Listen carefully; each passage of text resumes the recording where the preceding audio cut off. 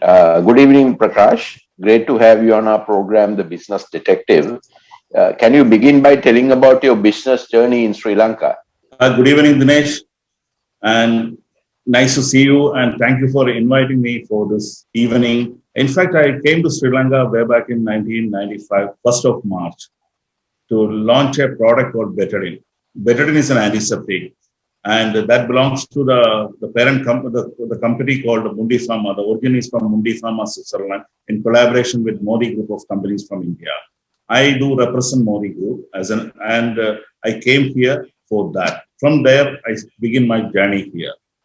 So initially, it was very tough because competing with the other brands were also difficult. So it has gone by the time. And in 1996, January 31st, the central bank bomb blast has occurred here, in which there were a lot of casualties were there. My office that time was in near Bristol Street. My agent was having there. So that time we went out all out and to give some support and help to the people who were wounded. And there was an acute scarcity of antiseptic. So we were having antiseptic this betadine, and we gave it free to the general hospital, which saves the life of so many people. That is where we started. Then that gives a brand recognition for us, for our brand. And now today, Betadine has become a household name. And subsequently, a lot of pharmaceutical products has been introduced by the same group called from WinMedicare. Okay. And later on, What are some of the other brands you promote, Prakash, in Sri Lanka? other thing is that in 1998, the second company called Modi Mundi Pharma we have launched in Sri Lanka. That is a product which is mainly on technology-based product, having multiple brands like nitroglycerin tablet, that type of thing, which are life-saving drugs for the patients which is there. That is the second one which we have started, which is going up well. And then subsequently, we moved to in 2001, we entered with Revlon here, and we started bringing Revlon and tied up with a local agent here. And time to come, we realized that there is a potential for Revlon, and there is acute shortage for products in the country. A good cosmetic brand is not available. So we have decided of venturing into Revlon brand and decided of producing the product here. And decided in end of 2005, and in 2008 we started the production Revlon, which we are bringing a lot of foreign revenues, which we are bringing to the country through Revlon. That is up to that. Then, okay. And in addition to that, in 2019, we have ventured. We are having get the into the segment of medical nutrition called a brand called Signutra, which we are having a technical tie-up with DuPont from US. And on that basis, we have started production and of this product.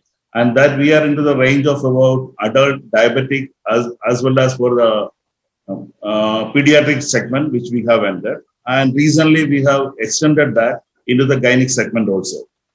Okay.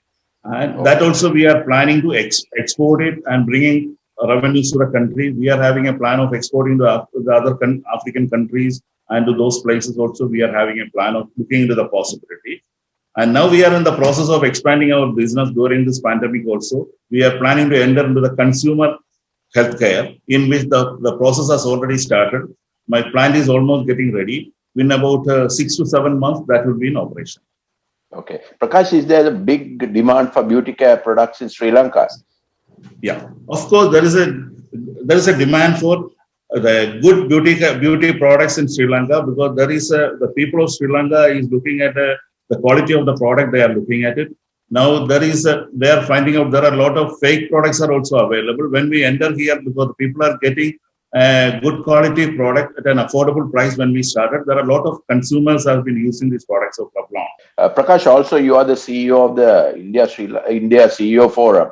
What is the role of the CEO Forum? The objective of the Indian CEO Forum shall be to promote and contribute to the economic growth of Sri Lanka through Indian investment, number one. And number two, safeguard and strengthen the existing economic cooperation, foster new economic ties between Sri Lanka and India, and provide an open discussion forum for the business leaders of Indian origin employed with Indian multinational and Sri Lankan business and commercial organizations. This is the Okay. objective of the Indian CFO. Okay. How many Indian companies operate in Sri Lanka, and how many Indians actually professionals work in Sri Lanka? Right now, we are having in our CEO forum, we are having a membership consisting of about 61 companies. Right now, we are having. There are about another 4 is in the pending, which is there. They have filed the application. We are having a process which is there. The process is going on. Maybe time to come, it will come to the range of about 65, which will come in maybe in about a couple of months' time, which is there. And we have been giving employment opportunities for maybe about 10,000 of more than 1,000, multiple thousands of people. We are giving employment opportunities in various segments. We are having various leading companies which is available here, starting from Ashok Leyland, Pyramid Glass, Ultratech Sim, name few, which I am saying it now. Recently, Adani Porters also entered here, and Taj Hospitality, Taj Hotel Group. Multiple banks are available here. So a variety of companies which is available, which is contributing to the economic growth of Sri Lanka. Okay. What are some of the challenges faced by Indian businesses in Sri Lanka? One is about the regulation, which is regulation. There should be a single point window operation, which will be for ease of business, and resource challenge is the other one, which is there. And the labor laws, there is the law also, labor law also, maybe in time to come, maybe look into that. Whatever is that we have to move according to the current scenarios. Now the entire world is progressing. So based on that, look at the possibilities of improving the labor laws. And also there should be policy clarity, which is that is one of the most important. That's a political stability is there, and vice versa. If you are having a policy stability also, if you are getting it, that will empower the business. Okay. What are some of the opportunities you see in Sri Lanka? The opportunities are concerned. There are a lot of opportunities. If you are looking at the tourism sector, there are a lot of opportunities. And also, if you are if you are looking at the other things, there are technologically skilled. Now, this SCL has launched in Sri Lanka, which has come up. So likewise, maybe multiple companies which is coming up. So that will increase employment opportunities here. That is the most important thing which is there. In addition to that, there is a potential for more capital goods to be manufactured in-house and in Sri Lanka, which will generate more employment opportunities and avoid brain drain. That is another thing which is there. And Sri Lanka's geographical location with seaport and airport has to be better optimized in terms of development. And in addition to that, there is a leverage to more service sector to be activated, like what I have highlighted about the SCL is an example, which is the. Okay. Why is Sri Lanka so attractive to a lot of Indian businessmen and professionals? Yeah. The advantage is that because Sri Lanka is the people are number one, the people are very nice, and there is a very good environment. If you are looking at the topography or vegetation, you are looking at when you are traveling. Even I have been here for about more than 2.5 decades here, and this is my second home. Whenever I am going to India, also I used to convey that I am after about 2 days I would say that I want to go home. Where I want to come back to Sri Lanka. One is the environment, the people, the attitude of the people. And the people are very nice. And if you are looking at it, majority of the things are, and the topography is very nice, vegetation. If I'm looking at all these things, this is a beautiful country. Lot of potentials are there. And if we can capitalize it, the potential. So that is the reason. Okay. I know, Prakash, you have been doing a lot to promote tourism into Sri Lanka. And today India is the number one in terms of tourist arrivals. What more should Sri Lanka tourism do to attract more Indians, the high spending Indians into Sri Lanka? They have to do few showcasing events in India, which is especially in the metros, which is starting from Delhi, Bombay, and even you are coming into the other southern states of Bangalore and Kerala, all these places, because even Kerala is also another place which is giving a lot of thrust for tourism. If we are tying up with even Kerala, which is a close proximity, only about 40 minutes flying time from here, they are also spending a lot of money investing it. So if we are improving the connectivity, then there are a lot of potential for that. And co-promotions, co-branding, if we are doing it, that will also bring a lot of revenues to this country. And Okay. I'm very much interested. I'm very keen of that. If it is required, I am all out to come forward in helping this, to tie up this also. Okay. Prakash, I know you are a big investor in Sri Lanka. One of the complaints is that we don't have the right kind of talent. What is your assessment of Sri Lankan talent? There are talents are there, but only what we are required is that there should be proper training which has to be given it. That is one thing which is lacking here. And there are a lot of people are moving out from this country to other countries for that those we can stop it by giving more facilities here. And mainly we have to keep maybe more investors to come forward here, more manufacturing sector to be developed here.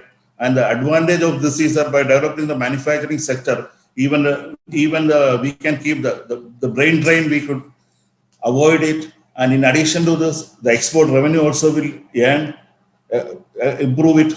That is also another segment which is there. With that, even the earning capacity of the people also we can improve. Okay. Now, Prakash, my final question to you is Sri Lanka is in the lookout to attract a lot of FDI. And there are so many high net worth individuals in India. How do we actually attract these people to come into Sri Lanka? Number one is that this single window option to be more effective. That is one area we are having a lot of investment, but it has to be more effective. It has to be make it in such a manner. An investor which is coming up, it has to be, things would happen fast and easy track. That is the thing. Number two, there should be an investor friendly visa policy. That is the second one which everybody is looking at it. Now, most of the companies, most of the CEOs, even we are facing is that every year we have to go for a visa renewal in which we have to spend about 1 day for health check, which is there. So that also we have to fix an appointment. Getting is difficult, and we have to spend about more than half a day for that, which is also a difficult thing. And then and the other thing is that even an investor which is coming up, maybe his family or other people are coming over here, there should be the visa, they should get the visa process should be easy. Then those people also will come, they will spend more money here. It's a revenue which is bringing here and spending here. Otherwise, from here, if the family is not coming here, the people will be sending the money from here to the other country to keep their family things active. So this is the second thing.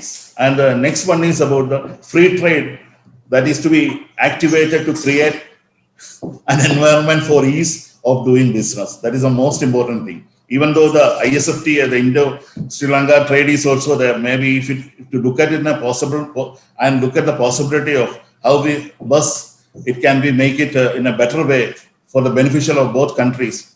We look into that. It is high time to look into that, which will bring a lot of revenues here. Okay. Prakash, any specific suggestions about how we can improve our visa regime? The visa, at least those investing companies which is having it, minimum should give it about 5-year visa to be given to them, which is there. That will ease. Even that is the thing, because an owner of a company or which is coming up, an investor which is coming up here for getting a visa every year, he has to come and do the medical check. It's a problem. So at least I have 5-year. I'm saying 5-year, but at least if the regulating authorities can look into the possibility, maybe even. Anyway, it has to be more than 1 year or 2 years. It has to be more than that. Okay. And the medical, and the health check also, because now it is happening on one area. Rather than that, there are multiple hospitals are available here. There are very good hospitals available, private hospitals. At least 2 or 3 hospitals, that facility is passing out. It will be easy to go and get the things done, which will save time. Okay. And finally, what advice would you give a Indian businessman who is interested in investing in Sri Lanka? With our experience, we want Indian investors to come over here. We have formulated a thing called Shine Lanka. Shine Lanka is a project of ICF, Indian CEO Forum, which we have made it to bring Indian investors, to attract Indian investors. And we have almost the basic work is already done. maybe in about a couple of months, we are planning to launch Sri Lanka, and we are going to showcase this in India in multiple areas, which we are going to showcase, and we are going all out, and we are sharing our experiences and planning to invite people to invest in India. And looking at the topography of the country and Colombo, the port is concerned, one of the most important thing, the port from Colombo, if they are manufacturing it, they can use this opportunity to send their goods to Far East, Middle East, and African countries, which is very easy, rather than sending from India. Okay. And a quick comment on Port City. Port City is concerned because, of course, we have to see how things are coming up. When it is coming up only, we can see that, because it is too early for me to do a comment about Port City. Okay. Won't be appropriate. Okay. Thank you, Prakash. It was great talking to you. Thank you, Dinesh. Thank you for the opportunity you gave to me. Thank you. Good luck and best wishes. Thank you.